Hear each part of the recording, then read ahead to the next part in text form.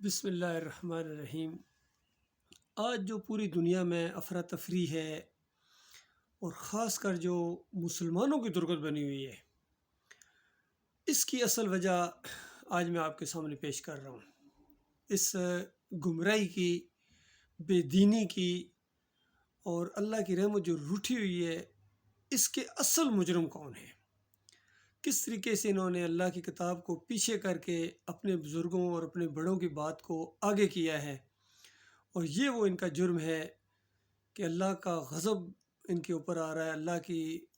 غضب کی نگاہ ان کے اوپر پھر رہی ہے اور ہر جگہ ان کو مار پڑ رہی ہے۔ دیکھیے، اس سے پہلے بھی میں ڈاکٹر اسرار کے کئی جو شرکی عقیدے تھے وہ آپ کے سامنے لا چکا ہوں، وحدت الوجود، وحدت الشہود اور اس طرح کی چیزیں جس کے یہ قائل ہیں اور جس کی یہ وکالت کرتے رہے۔ آج ان کا یہ نظریہ بھی دیکھیں، اور ان کا یہ نظریہ کیوں بنا ہے۔ اصل نقطے کی بات یہ ہے، آپ ذرا خود سوچئے، آپ ذرا سنیے اور اس کے بعد میں تبصرہ کروں گا اس کے اوپر۔ یہ شاہ ولی اللہ دہلوی رحمۃ اللہ علیہ کی، اگر ان کی رائے نہ ہوتی تو میں اسے بیان بھی نہ کرتا، لیکن یہ کہ وہ ایک بہت بڑے محدث اور بہت مفکر اور دین کے فلسفے سے بہت بڑے واقف انسان تھے۔ انہوں نے کہا کہ جو یہاں روک کے میں ایک بات آپ سے کہوں گا کہ یہ ڈاکٹر اسرار خود کہہ رہے ہیں کہ ایک بہت بڑے محقق، ایک بہت بڑے فلسفی شاہ ولی اللہ کی یہ بات ہے، اور اگر وہ یہ نہ لکھتے، اپنی حجت اللہ البالغہ کے اندر یہ بات نہ لکھتے، تو ڈاکٹر اسرار کہہ رہے ہیں کہ میں اس کا ذکر بھی نہ کرتا۔ تو اب ذرا غور کیجئے گا، انہوں نے یہ بات لکھی ہے قرآن کے خلاف، اور اب خود آپ فیصلہ کریں کہ اصل مجرم کون ہے۔ یہ ذرا پہلے سن لیجئے۔ اولیاء اللہ ہوتے ہیں، اللہ کے نیک بندے، اللہ کے بندے، ان کے انتقال کے بعد ان کی روحوں کو بھی اللہ فرشتوں کے طبقہ اسفل میں شامل کر دیتا ہے۔ یہ فرشتے ہیں نا، اس وقت بھی موجود ہیں۔ ابھی شاید اگلے ہی جمعے میں وہ حدیث جو ہے اس کا بیان آئے گا کہ جب بھی کسی گھر میں، اللہ کے گھر میں کچھ لوگ اس لیے جمع ہوں کہ اللہ کی کتاب پڑھیں اور سمجھیں اور سمجھائیں، تو ان کے اوپر فرشتے گھیرا ان کا ڈال لیتے ہیں، اور ان پر اللہ کی طرف سے سکینت نازل ہوتی ہے اور رحمت نازل ہوتی ہے، اور اللہ ان کا ذکر کرتا ہے فرشتوں کے پاس، دیکھو میرے بندے، تم کہتے تھے یہ فساد مچائے گا، دیکھو یہ بھی تو ہے نا جو میرے کلام کو پڑھنے کے لیے میرے گھر میں جمع ہے۔ تو فرشتے ہیں موجود، ہم میں سے ہر ایک کے ساتھ 2 فرشتے موجود ہیں۔ تو یہ فرشتہ اسفل ہے، سب سے نیچے، جو دنیا کے کاروبار کو چلانے میں اللہ تعالیٰ کے سول سرونٹس ہیں۔ پھر اس سے اوپر کے فرشتے ہیں، اس سے اور اوپر کے فرشتے ہیں، پھر مقربین ہیں جو اللہ تعالیٰ کے قریب ترین فرشتے ہیں۔ لیکن یہ کہ ملائکہ کے طبقہ اسفل میں شامل کر لیتے ہیں تاکہ جو کام اللہ تعالیٰ ملائکہ سے لیتا ہے وہ ان سے بھی لینے شروع کر دیتا ہے۔ لیکن ہمیں یہ اجازت نہیں ہے کہ ہم فرشتوں کو پکار کر کہیں کہ اے فرشتے، ہے جبریل، ہے میکائیل، یا فلاں ہے منکر، جو یا میرے جو ہے کرامن کاتبین، میرا یہ کام کر دو۔ نہیں، یہ شرک ہو جائے گا۔ اسی طرح ہو سکتا ہے کہ انبیاء کی ارواح جو ہے وہ بھی اللہ تعالیٰ نے شامل کی ہوئی اس لشکر کے اندر، وہ کام کر رہے ہوں اور وہ اللہ تعالیٰ کے حکم سے مختلف معاملات جو ایگزیکیوٹ کرتے ہوں، لیکن ہم کسی کو پکار نہیں سکتے۔ بس یہ اگر آ گیا میدان تو یہ پھر شرک۔ اب آپ غور کریں، ڈاکٹر اسرار کہہ رہے ہیں کہ یہ اگر شاہ ولی اللہ نے بات نہ لکھی ہوتی تو میں اس کو بیان بھی نہ کرتا۔ آج چونکہ شاہ ولی اللہ نے لکھی ہے تو بجائے اس کے کہ قرآن کے خلاف یہ بات، قرآن کے خلاف یہ عقیدہ کہ نیک لوگوں کی روحیں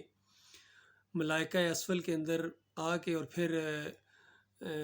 کاروبار دنیا چلاتی ہیں، اور پھر یہاں کہتے ہیں کہ آخر میں کہتے ہیں کہ انبیاء اور ان کی روحیں بھی ہو سکتا ہے اس میں شامل ہوں، یہ سب کچھ کرتی ہوں، لیکن ہم ان کو پکار نہیں سکتے ہیں۔ تو دیکھیے کیسی کیسی میٹھی باتیں بھی انہوں نے کی ہیں، اور بیچ میں شرک کا یہ انجیکشن بھی دیا ہے، اور وجہ بنے ہیں شاہ ولی اللہ صاحب، چونکہ حجت اللہ البالغہ کے اندر انہوں نے لکھ دیا ہے۔ دوسرے کلپ کے اندر اسی چیز کو ڈاکٹر اسرار اس طرح کہہ رہے ہیں کہ اب میں شاہ ولی اللہ صاحب کی بات کو کیا میں ردی کی ٹوکری میں پھینک دوں؟ پھر ایک تیسرے کلپ کے اندر اسی بیان کو اس انداز سے کہتے ہیں کہ دیکھو یہ جو فلسفہ ہے کہ نیک لوگوں کی روحیں ملائکہ کے اندر شامل ہو کے کاروبار دنیا چلاتی ہیں، یہ فلسفہ، یہ چیز مجھے قرآن سے نہیں ملی ہے، صحیح حدیث میں بھی نہیں ہے، لیکن شاہ ولی اللہ صاحب کی بات کہتے ہیں میرے نزدیک حجت ہے، میں ان کی بات چھوڑ تو نہیں سکتا ہوں۔ تو اللہ کے بندو غور کرو مار کہاں سے پڑی ہے۔ یہ بڑے بڑے ہیں جنہوں نے اللہ کی کتاب کے خلاف یہ عقیدے دیے ہیں۔ قرآن کہتا ہے کہ یہ سارے جو شہداء ہیں، صالحین ہیں، یہ قیامت کے دن دوبارہ زندہ ہوں گے اور جنتوں میں چلے گئے ہیں۔ شہداء انبیاء بھی جنتوں میں ہیں، ان دنیاوی قبروں میں نہیں ہیں۔ اور روحوں کی واپسی کا عقیدہ، یہ تو ہندوؤں کا عقیدہ ہے کہ وہ جناب وہ آ گئے ہیں فرشتے، وہ کیا نام ہے، روحیں آ جاتی ہیں اور یہ ہوتا ہے اور وہ ہوتا ہے، اس طرح کے جو عقیدے یہ تو ہندوؤں کے ہیں۔ مسلمانوں کا کبھی یہ عقیدہ نہیں ہو سکتا ہے۔ مسلمانوں کا یہی عقیدہ ہے کہ اس جسم سے جب روح نکلتی ہے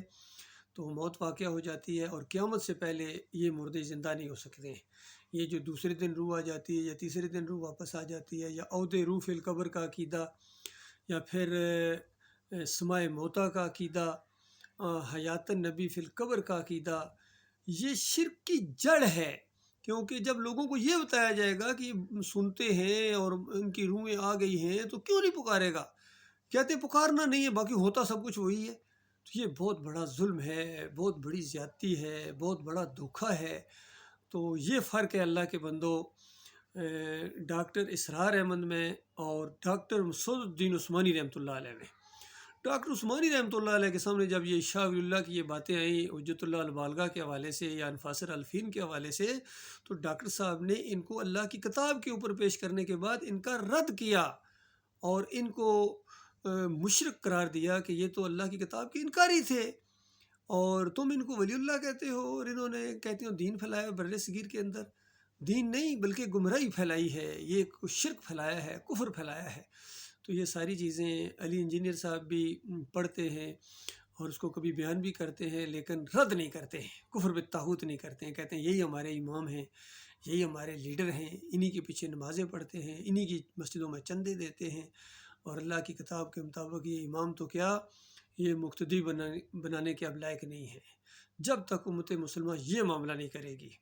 کوئی خیر اس امت کے اندر نہیں آ سکتا۔ اللہ کے بندو بالکل اسی طرح یہ میں مثال دے کے آپ کو یہ بات سمجھا رہا ہوں، جس طرح اپنے ملک کی مثال لے لو، اوپر یہ جو سیاسی قسم کے لوگ ہیں، یہ جماعتیں مختلف باری لے لے کے اقتدار کرتے ہیں، پھر ہماری وہ جو اسٹیبلشمنٹ ہے وہ بھی ان کے ساتھ گویا ملی ہوئی ہے، سارے ملے ہوئے، اوپر ججز بھی پس رہی ہے تو عوام پس رہی ہے، عوام کو یہ دھوکہ دیتے ہیں، سارے مل کے مارتے ہیں۔ بالکل اسی طریقے سے ہوا ہے۔ یہ جتنے مذہبی ٹولے ہیں، بریلوی ہوں، دیوبندی ہوں، اہل حدیث ہوں، سلفی ہوں، علی انجینئر ہو، ڈاکٹر اسرار ہو، تقی عثمانی ہو، طارق جمیل ہو، طاہر القادری ہو، فضل الرحمان ہو،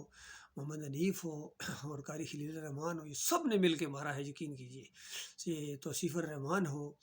یا یہ جو سیاسی انداز سے بھی اینکر وغیرہ آئے ہیں، کوئی دینی باتیں بھی کرتے ہیں، مقبول اولیاء جان ہوں یا ڈاکٹر ایک شاہد ہیں وہ ہوں، تو یہ سارے کے سارے جو ہے نا یہ متاثر ہیں رافضیوں سے، اور شیعت ہے ان کے اندر، اور وہ جو ایمان خالص ہے اس کی ہوا بھی ان کو نہیں لگی ہے، چاہے یہ عمران ریاض ہو یا عمران خان ہو، ہمارے اسی تصوف کے اندر یہ ڈوبے ہوئے لوگ ہیں، مزاروں کے سامنے سجدے کریں گے اور پھر کہیں گے کہ ہم مدینہ ریاست بنا دیں گے، کوئی مزاروں پر جا کر حلوے بانٹے گا مفتی محمود کی طرح اور کہیں گے ہم نظام مصطفیٰ لے کے آ جائیں گے، کوئی جناب